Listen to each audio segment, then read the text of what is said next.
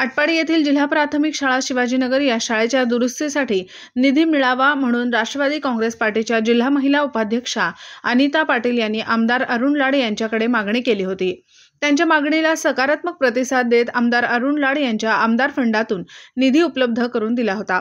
यासाठी जिल्हा परिषदेचे माजी सदस्य शरद लाड यांनी सुद्धा प्रयत्न केले होते। म्हणून मंगळवारी जिल्हा परिषदेचे माजी सदस्य शरद लाड यांच्या हस्ते शाळेच्या दुरुस्ती कामाचा शुभारंभ करण्यात आला। यावेळी राष्ट्रवादी काँग्रेस पार्टीचे आटपाडी तालुका अध्यक्ष आनंदराव पाटील, मीडिया सेलचे किशोर गायकवाड, त्याचबरोबर पंचायत समितीचे सहाय्यक गटविकास अधिकारी सचिन भोसले, त्याचबरोबर शाळेचे शिक्षक, पालक व नागरिक उपस्थित होते।